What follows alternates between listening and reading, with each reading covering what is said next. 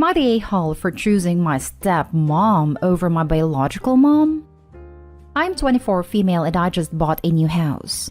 My dad and stepmom contributed too for the house and it looks perfect. My mom left me and my dad when I was 5 because my dad couldn't earn much.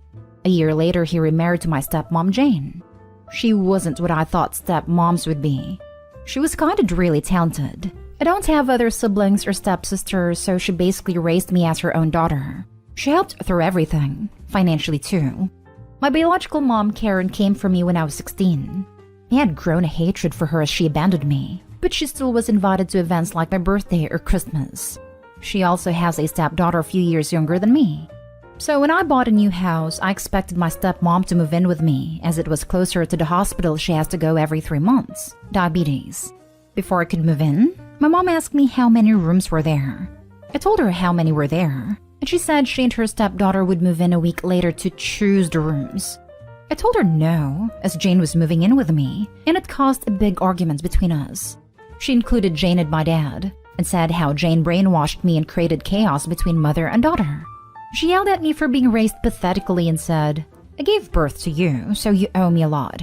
Her stepdaughter called me too and said I was being a witch for not giving her a place to stay. Jane and I moved in 3 days ago, but we still get calls from them telling me to kick Jane out or Karen won't see me again. I don't think I am, but am I the a-hole? Edit. Why the r/want to move in my house? 1. Jane has diabetes appointment every 3 months, and my dad's place is nearly a 2-hour flight plus hotel. Living with me can reduce the cost.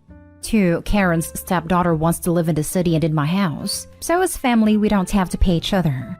She's broke and jobless, and Karen wants to stay so she can supervise me.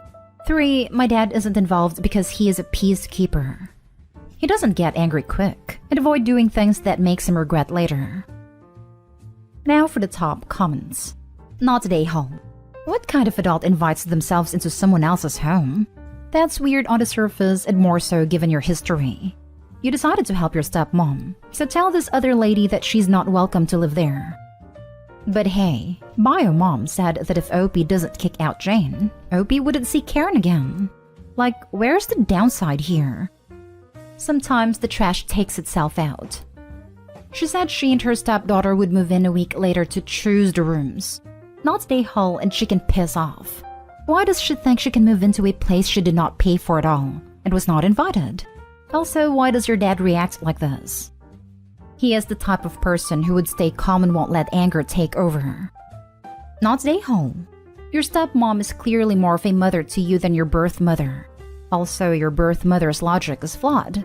She may have brought you into this world, but that was her choice and not yours.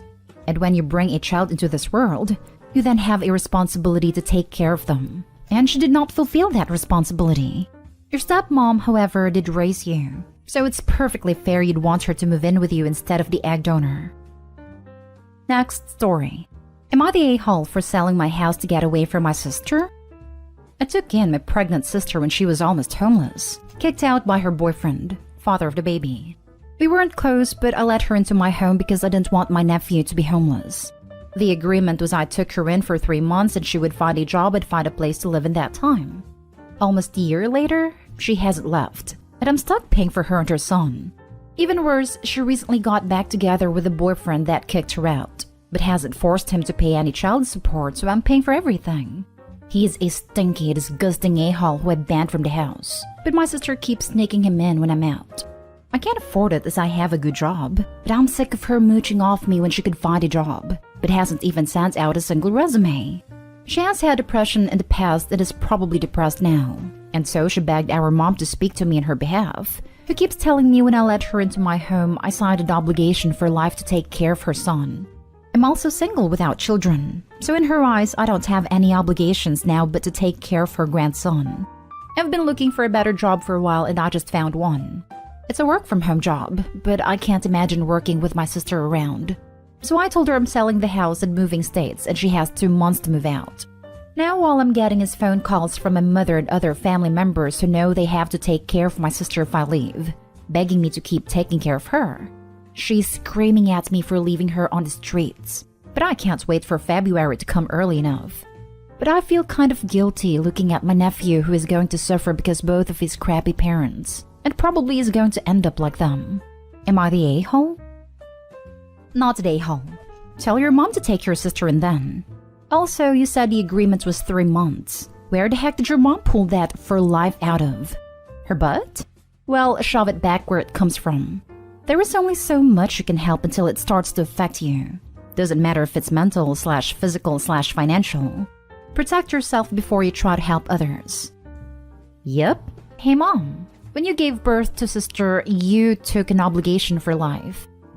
I think parents forget they're still parents even after the child turned 18. Not today, home. Your mom can take them in if she feels so strongly. You're not your sister's parent. Housing them for a few months is not an obligation for life. Block your mom and enjoy your new place. Not today, home. Your nephew has parents and grandparents and many others who can step in and help.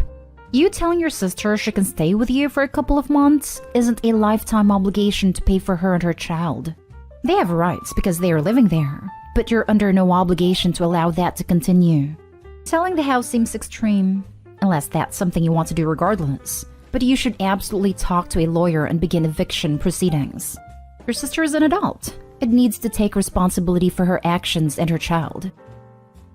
Next story is titled, Am I the a-hole for yelling at my mom that I hate Harry Potter and to let me live my own life? As my title suggests, my mom is a huge Harry Potter nut. She and my dad actually met in Harry Potter IRC, like Discord but for old people, in the early 2000s. Got married, had kids, and from day one decided to embarrass us for life by naming us after some Harry Potter and Star Wars characters. It's honestly been hell. I have a stupid name, and since we were little, my parents have forced stuff like Harry Potter, Star Wars, Marvel movies, etc. down our throats. Everything is about dragons and magic and blah blah blah. I'm so sick of it. Every birthday, every holiday, everything is just organized around fandom. So just like every Christmas, the days leading up to Christmas we have to sit down every night and watch Harry Potter movies. It's so freaking boring. I can usually get away with knitting or drawing on my iPad during this, but this year my mom was like, let's just have a technology and distraction free every night. I arranged to go over to my friend Missy's house instead for like 2 nights. Missy's family is normal and likes things a normal amount.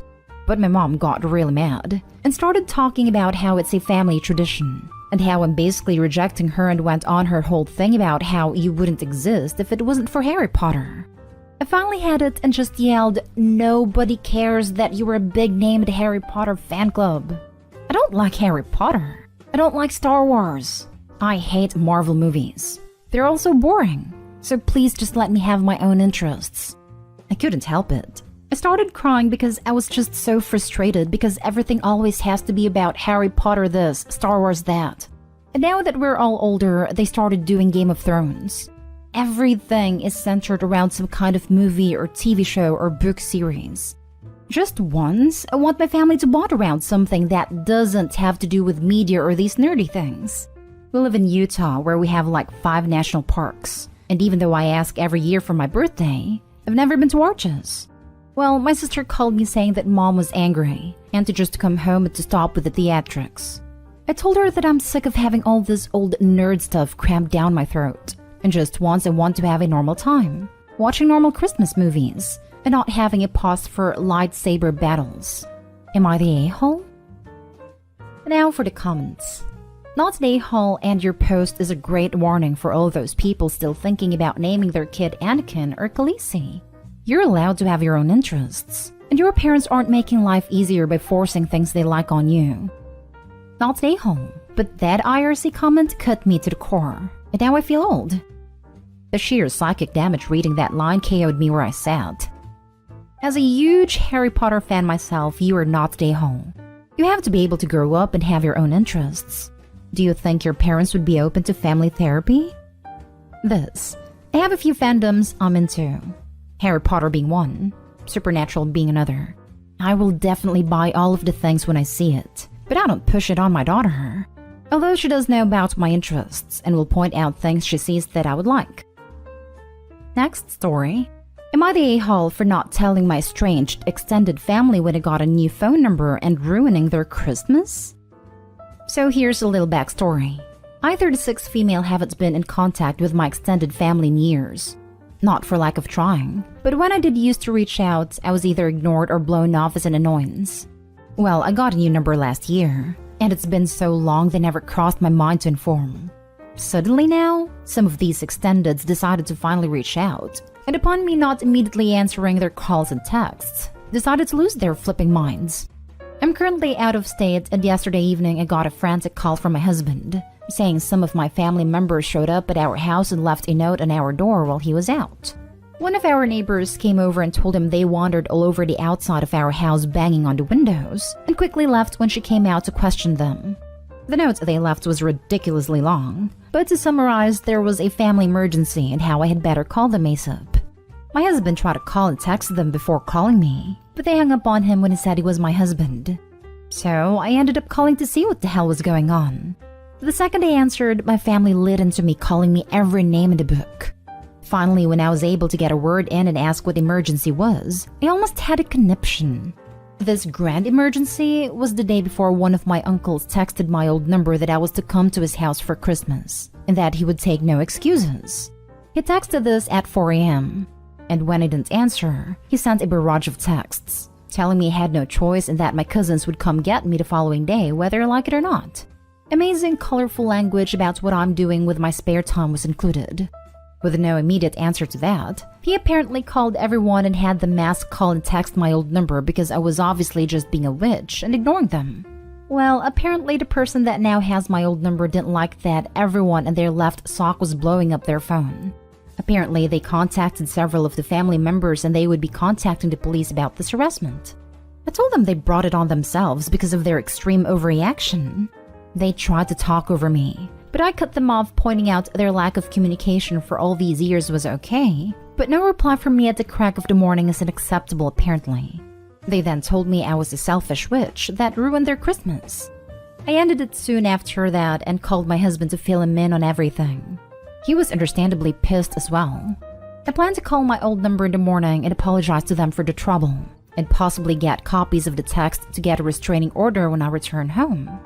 I'm so upset and utterly enraged by this behavior from them, and I don't think I am, but I do have to ask, am I the a-hole? Not the a-hole.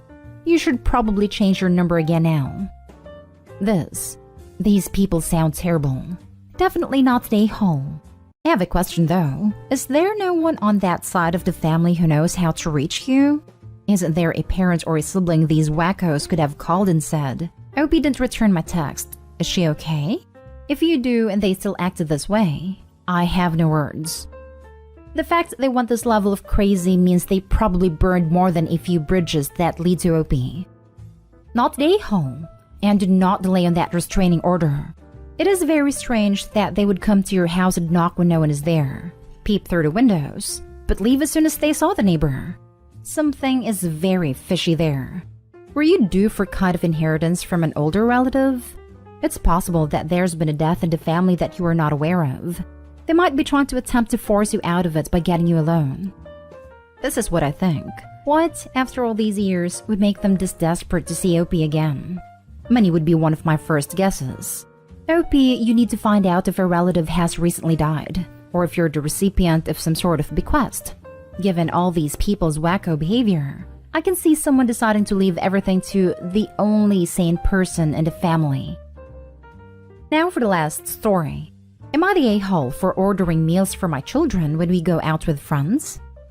My husband and I have 2 children, 19 and 17. We go out with our friends, 2 other couples, every other week, and then on the weeks we do not go out with them, we have a date night and then a family dinner out. We always get separate checks, so each couple pays for their own food/drinks. We find it is just easier to do it that way. On the weeks that we do not take the kids, or ask if they can come in the 19-year-old's case since they work, we always have them look at the menu to see if they want us to order them something and bring it home. We have been doing this for the last 5 years since the kids were old enough to not need a babysitter, and it has never been an issue until now. The only time we do not order them anything is when we have plans after dinner, such as a concert or movie. A new couple joined our group for dinner. They are friends of another couple we go out with, and we had never met them prior to Saturday night. We decided on sushi for dinner, So we showed both kids the menu online and asked if they wanted us to pick them up something to bring home. They each decided on 2 rolls. At the end of our meal, my husband ordered the rolls for the kids and let the server know that they were for takeout and to put them on our check. The wife of the new couple got a little huffy and told us that it was rude for us to order more food when everyone was getting ready to leave, and basically said it was trashy of us to get doggy bags for our kids when none of the other couples had. My husband told her that we do this all the time, and that if they wanted to leave, nothing is stopping them from doing that. The next day I got a text from my friend saying that this new couple did not enjoy going out with us, and that we embarrassed them, the new couple but not our friends, at the restaurant by ordering takeout food for our children. I asked my friend if she had a problem with us doing that as they had never said anything to us before, and she said no, but she does not want fighting within the group, so she asked that we not order takeout anymore for the kids if this other couple was going to be dining with us. I told my friend that it was rude to ask us not to do this, especially considering that we have always done it without issue, and that maybe we just did not need to go with them when they dined with this other couple since they did not like being around us. So are we the a-holes? That new couple should just mind their own business. You getting takeout has nothing to do with them.